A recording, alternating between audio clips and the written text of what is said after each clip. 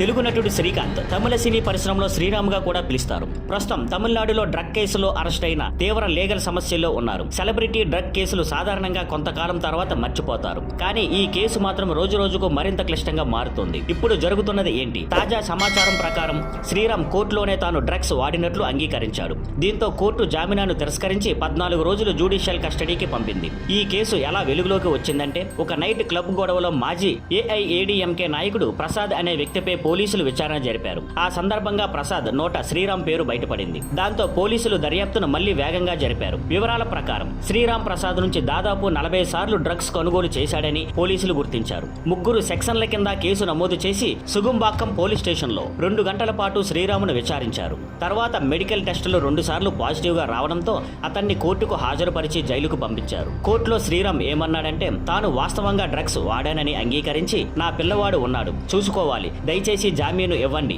అంటూ కోర్టును వేడుకున్నాడు. కానీ కోర్టు తిరస్కరించింది. తమిళ మీడియా రిపోర్ట్స్ ప్రకారం శ్రీరామ్ వెల్లడించిన విషయం ఏంటంటే, ప్రసాద్ తనకు 10 లక్షల అప్పు ఇవ్వాల్సి ఉండేది. డబ్బు అడిగినప్పుడు ప్రతిసారి ప్రసాద్ కొకేన్ ఇచ్చేవాడు. అదెలా ఉపయోగిస్తూ లాగా అలవాటు పడిపోయాను అన్నాడు. ఇప్పుడు ఈ కేసు తమిళ సినీ పరిశ్రమలో పెద్ద చర్చగా మారింది. శ్రీరామ్ ఇంకా కస్టడీలో ఉన్నందున రాబోయే రోజుల్లో ఇంకా మిగతా విషయాలు వెలుగులోకి వచ్చే అవకాశం ఉంది. Thank you for watching. Please like, share and subscribe.